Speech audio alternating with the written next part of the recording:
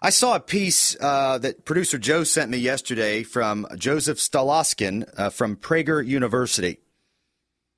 And he pointed out something that I haven't really thought of it this way, and I got to admit I got the answer wrong too. So I join you if you answer this question incorrectly as I propose it and present it to you this morning.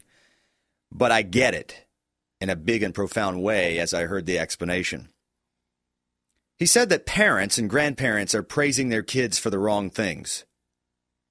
We praise their academic abilities. We praise them for athletics, for doing well in athletics, for being artistic and drawing and doing well, for their looks. We praise them for being beautiful. We tell our girls how gorgeous they are all the time. And we basically reinforce the very things that we tend to call out as wrongs in society. But we don't realize that society has convinced us to underscore these things. You know, parents should reserve their praises for the highest achievements and not basic expeditions. Here's the question. I got this wrong. Will you get it right? I don't know. Do you want your kids to be successful, good, smart, or happy? Ask your kid what they think you want them to be, and their answer will surprise you. Do you want your kids to be successful, good, smart, or happy? See, a lot of times we walk around. I'm going to answer that in just a second. A lot of times we say a kid's having behavioral trouble, something's going wrong, they're not doing something right, but he's a good kid. She's a good kid. She has a great heart. But she's, that word in the middle of it, and we mean a good kid is nothing exceptional. You're doing something wrong, but you're a good kid. We're not making being good exceptional. See, the answer to the question, I'll give it to you, is good. I thought happy. Now, to justify my answer, I thought being good equals being happy, but I figured happy was a more profound answer. It wasn't right. So I was wrong, too. Parents should reserve their praises for the highest achievements, not basic. We don't need to teach them that being the best in athletics is the most important, or having the best grades in school defines them as a human being. That's what our schools are doing. That's what we're doing as parents. We don't need to teach them that being a great artist is wonderful, or the fact that they're beautiful and little Johnny over there is ugly. We're teaching them to partake in all of the things that ultimately, unfortunately, are wrong with society. We just need to teach them to be good. Germany didn't start World War II and start the Holocaust because it lacked smart, happy, or successful people. It started World War II and the Holocaust because it lacked enough good people. And as I'm thinking through this scenario, I'm thinking, are we beginning in this country to lack enough good people? Just talked to Mark French a few minutes ago, and he says, I'm optimistic that the country still is the America I came to a while ago. Mark French, our money guru, every morning at 8:26. And I hope he's right. I think he's right. I think we're still, by and large, good versus any kind of bad. I think we see the bad a lot more than we see the good.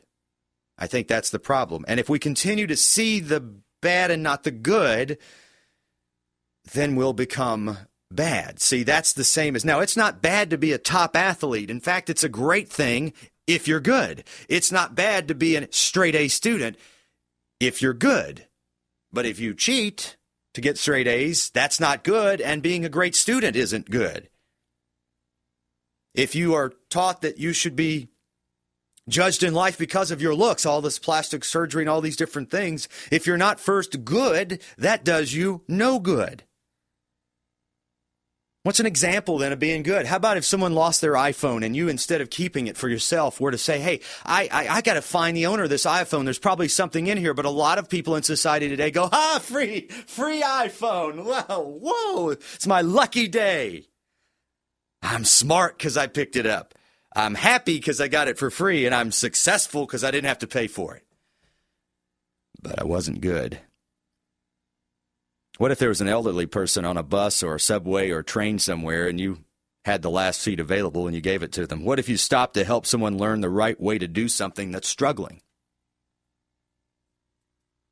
We conservatives try to be good sometimes, me included. And we forget that sometimes as we're beating up the Democrats who are writing these people checks and welfare and food stamps and all that stuff, that we do have an obligation, if we want to own that argument, to help those people by teaching them what we know and not expecting anything in return. That's an example of being good. Notice what I didn't say. I didn't say running a race for charity. I didn't say giving free food to hungry people. I didn't say health care for free to sick people. I didn't say housing to people who are homeless. I didn't say unemployment forever to people with no job. I didn't say any of that, Democrats. Oh, you thought I was going in your direction. Wrong. None of those things are good. They help for a moment.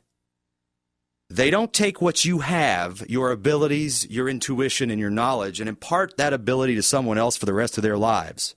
They only help for the length of time you are willing to help, which means you're not being good when you write someone else a check and say, I'm going to help you for a day or two. You're trying to make yourself feel better.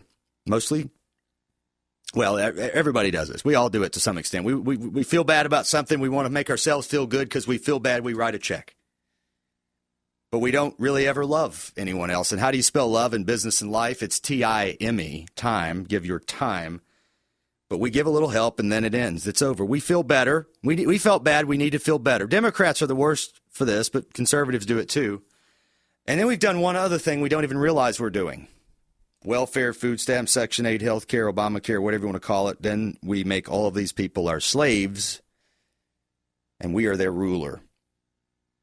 So I'll go back to the original question. If you were to ask your kids, do you want to be successful, good, smart, or happy? And what do you think I want from you? What do you think I want for you? You may be surprised at how your kid would answer. But the right answer is, I just want to be good. And if you want them to not have those buts in there, turn it around a little bit. Do you want the people to say about your kid, okay, they're successful, or they're very athletic, or they're a good artist, but that person's a jerk. Or this girl's beautiful, but she's a real biatch. Or what's the latest one that's so bad? Oh, bossy. Oh, God. Yeah, bossy. Yeah. How do I fit that into this? Bossy. You've heard the story where they want to get rid of the word bossy because it's defamatory to women, I guess. And they're getting rid of it because they're trying to pave the path. Because who is the most bossy, Producer Joe, since you brought it up, who is the most bossy woman in America? Could it be, what's her name? Oh, Hillary? Hillary Clinton. And they want to get rid of the word bossy so that she can get elected as president, because we don't think that a bossy woman will get elected as president. Now, the folks doing that are manipulating, and that ain't good.